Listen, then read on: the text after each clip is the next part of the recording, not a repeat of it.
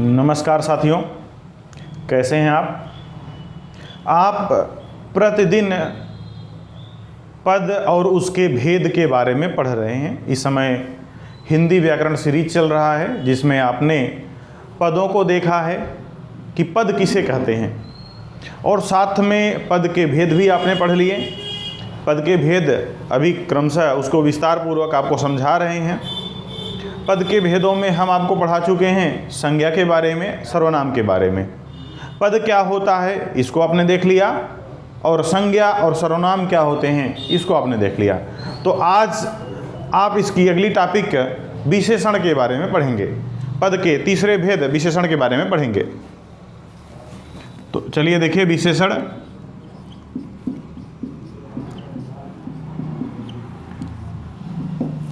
विशेषण क्या होता है, विशेषण किसे कहते हैं। विशेषण नाम से ही पता चल रहा है कि वह विशेषता बतला रहा है। किसकी विशेषता बतला रहा है? वह संज्ञा या सर्वनाम की विशेषता बतलाएगा। विशेषण को जिम्मेदारी मिली है कि वह संज्ञा और सर्वनाम की विशेषता बतलाए और किसी की नहीं। इस बात को भी ध्यान में रखते हुए चलेंगे आप। संज्ञा या सर्वनाम की विशेषता बतलाने वाले शब्द विशेषण कहलाएंगे। यानी विशेषण होने के लिए आवश्यक है कि संज्ञा और सर्वनाम की पहचान करना। संज्ञा और सर्वनाम की पहचान करना, क्योंकि जब आप संज्ञा और सर्वनाम को पहचानेंगे तभी कह सकते हैं अच्छा यह इनकी विशेषता बतला रहा है। तो पहले आप संज्ञा और सर्वनाम किसे कहते हैं इसको समझ लीजिए। इसको हम विस्तार पूर्वक पिछले वीडियो में चर्चा इस पर कर चुके हैं, इसके बारे में बता चुके हैं आपको। लेकिन फिर भी एक बार आपकी जानकारी के लिए बता दूं कि अगर कोई नाम है, चाहे वह व्यक्ति का, वस्तु का, स्थान का या भाव का नाम हो, तो वह संज्ञा कहलाएगा। और यदि उस नाम का प्रयोग हम न करें, नाम के स्थान के बदले कुछ और शब्द का प्रयोग कर लें, तो उसे हम सर्वनाम कहेंगे। नाम के स्थान पर प्रयोग किए जाने वाले शब्द को सर्वनाम कहते हैं। यानी संज्ञा और सर्वनाम दोनों शब्दों की अगर कुछ विशेषता बताई जाए, कोई शब्द ऐसा है जो विशेषता बतला रहा हो, उसे हम विशेषण कह सकते हैं। इन दोनों शब्दों की विशेषता बतलाने वाले शब्द को विशेषण कहते हैं। विशेषण की परिभाषा एक बार फिर से आपको बता दूं। संज्ञा या सर्वनाम की विशेषता बतलाने वाले शब्द को विशेषण कहेंगे। समझ में आ गया? जैसे घोड़ा। घोड़ा एक पशु का नाम है और आपको पता है कि घोड़ा की विशेषता अगर हम बतलाना चाहें तो इस प्रकार बतला सकते हैं कि काला घोड़ा रंग के आधार पर, छोटा घोड़ा।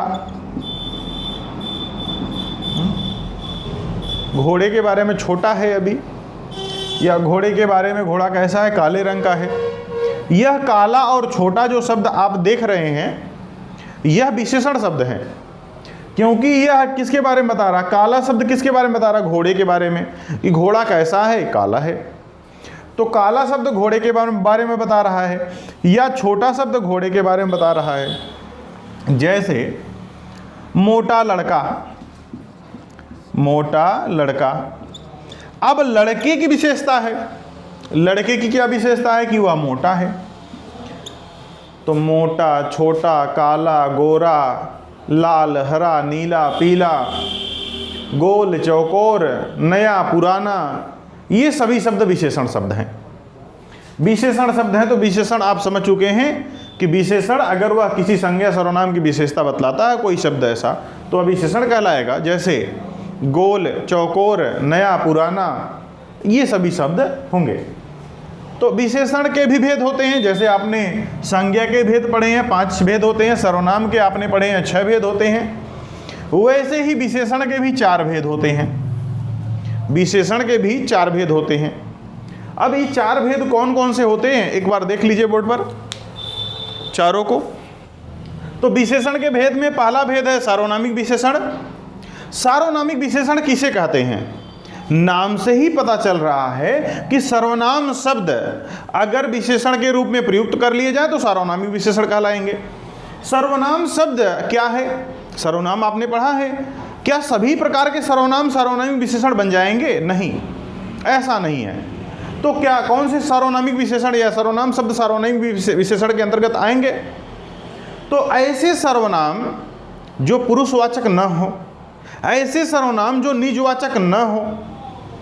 तो 2 सर्वनाम को छोड़कर अन्य 4 प्रकार, क्योंकि 6 प्रकार तो होते हैं सर्वनाम के, तो अन्य 4 प्रकार जिसमें निश्चयवाचक, अनिश्चयवाचक, प्रश्नवाचक और संबंधवाचक आता है। यानी 4 प्रकार के सर्वनाम अगर आपको दिख जाएं, चाहे वह निश्चयवाचक,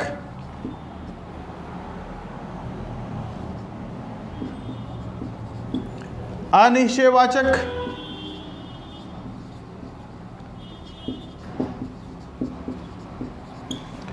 संबंधवाचक,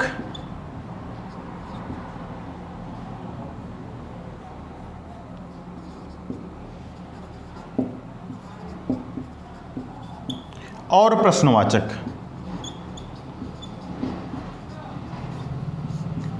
यह 4 सर्वनाम, ये सर्वनाम हैं।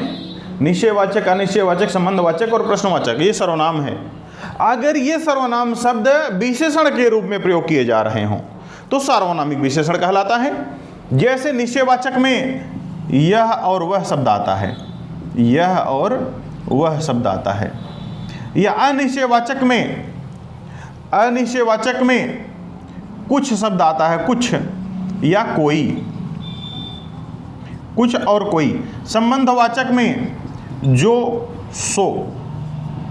और ऐसे ही प्रश्नवाचक में क्या, कौन।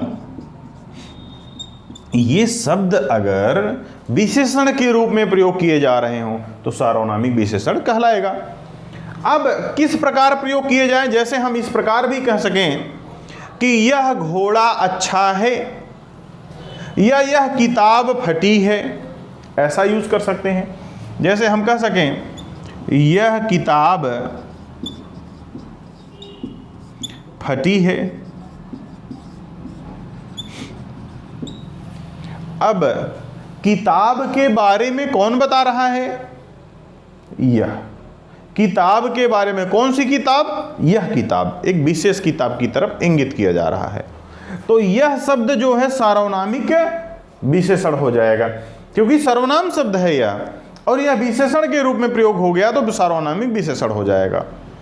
यह घोड़ा अच्छा है, यह घोड़ा अच्छा है। यहां पर यह शब्द कौन सा है? निश्चयवाचक सर्वनाम, लेकिन विशेषण के रूप में प्रयोग हुआ है तो इसे हम सार्वनामिक विशेषण कहेंगे। इतनी बातें आपको समझ में आ रही है कि कोई भी विशेषण शब्द, कोई भी सर्वनाम शब्द, यदि वह निश्चयवाचक हो, अनिश्चयवाचक हो, संबंधवाचक हो या प्रश्नवाचक हो, अगर वह विशेषण के रूप में प्रयोग हो गया, तो सार्वनामिक विशेषण कहलाएगा। यानी इनमें से कोई भी सर्वनाम शब्द हो, अगर वह विशेषण के रूप में प्रयोग हो गया तो सार्वनामिक विशेषण कहलाएगा। जैसे आपने देख लिया कि यह किताब फटी है। अब यहां कह सकते हैं वह घोड़ा अच्छा है। यह शब्द, वह शब्द, कुछ भी प्रयोग करें आप, कोई भी सर्वनाम प्रयोग करें। सर्वनाम का प्रयोग करेंगे किसी के बारे में बताने के लिए, वह संज्ञा और सर्वनाम है, उसके बारे में बताने के लिए प्रयोग करेंगे तो सार्वनामिक विशेषण कहलाएगा। विशेषण हमेशा संज्ञा सर्वनाम की विशेषता बतलाता है, इस बात को भी ध्यान रखेंगे। और यहाँ किताब के बारे में बता रहा, घोड़ा के बारे में बता रहा है, तो जब किसी के बारे में बताया जाए तो वह विशेषण शब्द ही बताता है संज्ञा और सर्वनाम के बारे में। तो यहाँ पर सार्वनामिक विशेषण हो गया। पुनः आप इस प्रकार देख सकते हैं कि विशेषण क्या है? जो विशेषता बतलाता हो संज्ञा सर्वनाम की। सार्वनामिक विशेषण क्या है? पहला प्रकार उसका, तो सार्वनामिक विशेषण सर्वनाम शब्द जो विशेषता बतला रहा हो तो सार्वनामिक विशेषण कहलाएगा। तो विशेषण के दूसरे प्रकार की बात करें तो दूसरा प्रकार होता है गुणवाचक।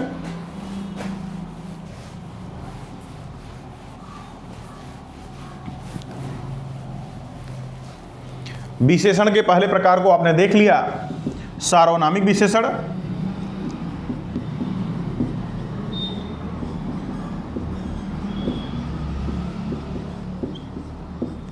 दूसरा प्रकार है गुणवाचक।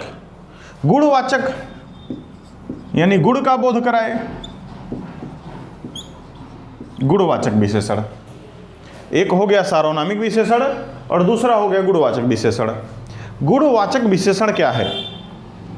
गुणवाचक विशेषण क्या है? गुण का बोध कराए। गुण कैसा?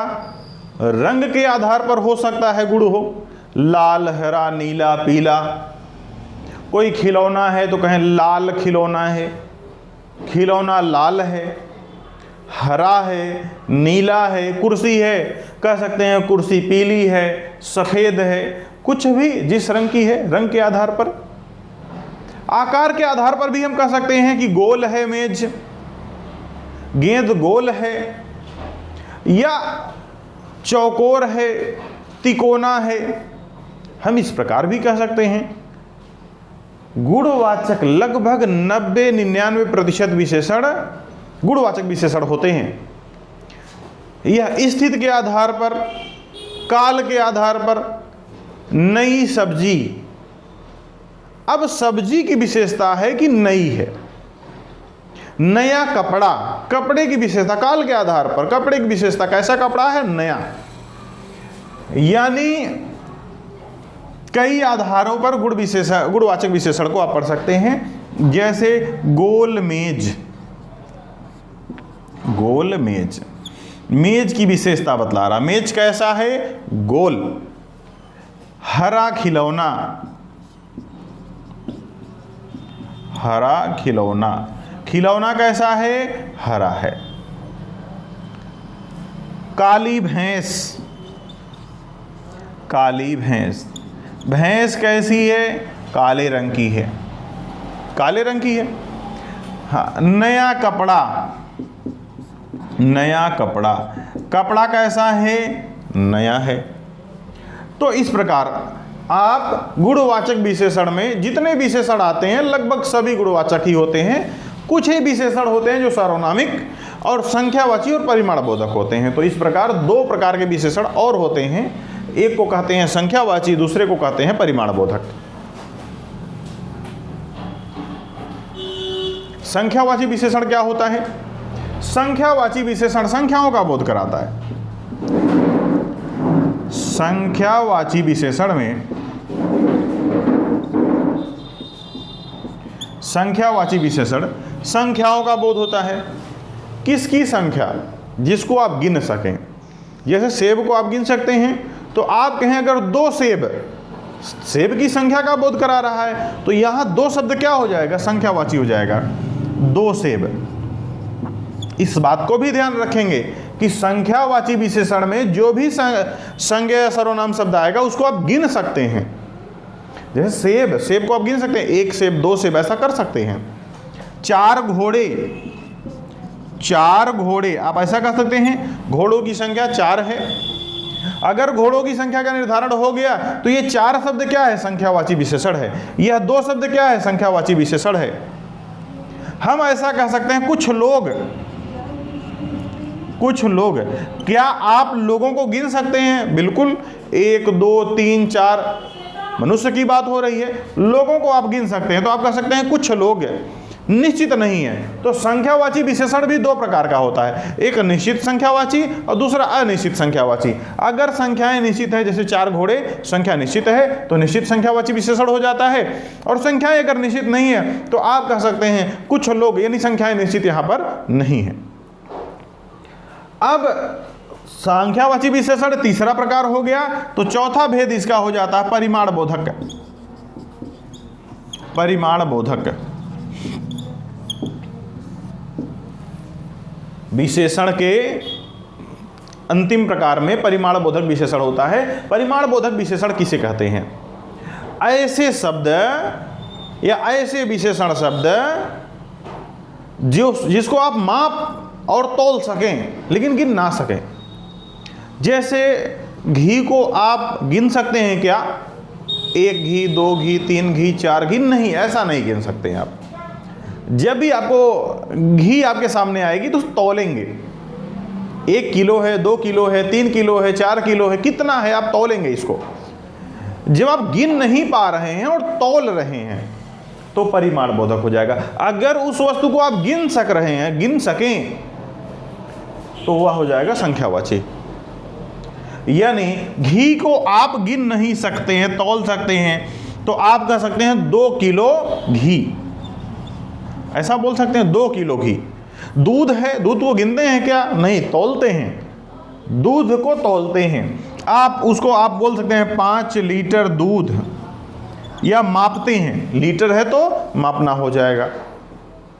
चीनी को क्या करते हैं? गिन कर ले आते हैं क्या मार्केट से कि मुझे 1 2 3 4 चीनी दे दीजिए, 4 चीनी दे दीजिए। दुकानदार को ऐसा नहीं बोलते होंगे आप। सामान्यतः क्या किया जाता है? चीनी को आप जो है तौलते हैं, 1 किलो 2 किलो 4 किलो 10 किलो, तो ऐसा आप कह सकते हैं 4 किलोग्राम चीनी को आप क्या कर रहे हैं? तौल रहे हैं। कपड़े को क्या करते हैं आप?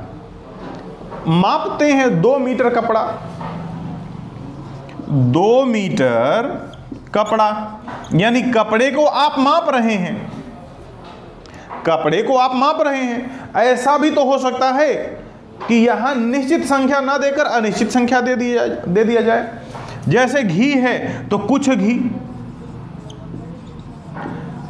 तो परिमाण बोधक विशेषण भी 2 प्रकार का होता है। एक तो निश्चित संख्या, यहां पर उसकी मात्रा निश्चित होती है, तो एक होता है निश्चित परिमाण बोधक और दूसरा होता है अनिश्चित परिमाण बोधक। ऐसे संख्यावाची विशेषण, एक निश्चित संख्यावाची, दूसरा अनिश्चित संख्यावाची विशेषण होते हैं। तो विशेषण के ये 4 प्रकार हैं। एक बार पूरा विशेषण आप फिर से देख लीजिए कि विशेषण क्या है और उसके भेद क्या कहते हैं और किससे आप किस प्रकार पहचानेंगे इसको। तो विशेषण क्या है कि ऐसे शब्द जो संज्ञा सर्वनाम की विशेषता बतलाते हो विशेषण कहलाते हैं। विशेषण के 4 भेद होते हैं: सार्वनामिक विशेषण, गुणवाचक विशेषण, संख्यावाची विशेषण और परिमाण बोधक विशेषण। सार्वनामिक विशेषण क्या होता है? जो सर्वनाम शब्द विशेषण के रूप में प्रयोग किया जाए सर्वनामिक विशेषण आता है, लेकिन सर्वनाम शब्द में व्यक्तिवाचक और निजवाचक सर्वनाम को छोड़कर। तो यहाँ व्यक्तिवाचक और निजवाचक सर्वनाम को छोड़कर अन्य अगर किसी सर्वनामिक शब्द को विशेषण के रूप में प्रयोग कर रहे हैं तो सार्वनामिक विशेषण कहलाएगा। यहाँ पर 4 सर्वनाम आ जाते हैं। कौन कौन से? निश्चयवाचक, अनिश्चयवाचक, संबंध बोधक और इसके बाद लास्ट है प्रश्नवाचक। यानी 4 इसमें आ जाएंगे: निश्चयवाचक, अनिश्चयवाचक, संबंध बोधक और प्रश्नवाचक।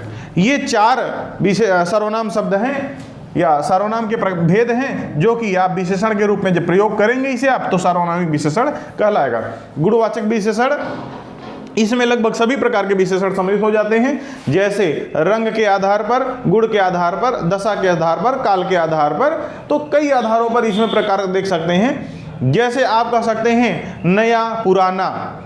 अच्छा, स्थिति के आधार पर, स्थान के आधार पर भी होता, आगे पीछे, कुर्सी आगे है, कुर्सी पीछे है, स्थान के आधार पर भी होता है। इसके अलावा दशा के आधार पर होता है। आप इसमें कई प्रकार से, जैसे गोल मेज आपको हम बता दिए कि मेज कैसा है, गोल है। वस्त्र कैसा है, नया है, पुराना है, अच्छा है, बुरा है। ये सभी क्या है? विशेषताएं हैं। तो विशेषताएं हो गई, गुणवाचक विशेषण कहलाएगा। इसके बाद तीसरा भेद जो इसका है, संख्यावाची विशेषण। यानी विशेषण ऐसा शब्द हो जो संख्याओं का बोध कराता हो, या संख्या ना लिखा हो तो हमें पता चले कि इसको हम गिन सकते हैं। जैसे लोग शब्द हैं, यहाँ संख्या नहीं लिखा है कितने लोग हैं, लेकिन कुछ तो लोग हैं, हम लोगों को गिन सकते हैं। 1 लोग, 2 लोग, 3 लोग, 4 लोग करके हम लोगों को गिन सकते हैं। तो जिसको आप गिन सके वो संख्यावाची के अंतर्गत आ जाता है। हो सकता है निश्चित संख्या दी हो या हो सकता है निश्चित संख्या ना दी हो। अगर संख्याएं निश्चित दी हुई हैं तो निश्चित संख्यावाची विशेषण हो जाएगा। संख्या निश्चित नहीं दी हुई है, अनिश्चित संख्यावाची विशेषण हो जाएगा।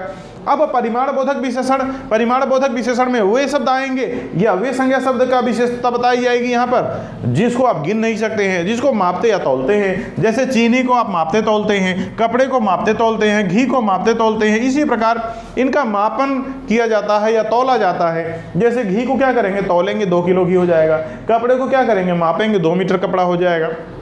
इसी प्रकार यहाँ पर माप और तौल का काम होता है और उसकी संख्याओं के बारे में निर्धारण भी हो सकता है। जैसे 2 किलो, तौल रहे हैं तो कितना तौलेंगे, 2 किलो तौल रहे हैं, तो यहाँ पर ये निश्चित संख्या हो गई या निश्चित परिमाण हो गया। इसका परिमाण कितना है, निश्चित है, तो 2 किलो घी, 5 लीटर दूध और 4 किलो चीनी, यहाँ पर निश्चित परिमाण बोधक हो गया। लेकिन ऐसा भी तो हो सकता है उसकी संख्या निश्चित ना हो, तो आप कह सकते हैं अनिश्चित परिमाण बोधक विशेषण।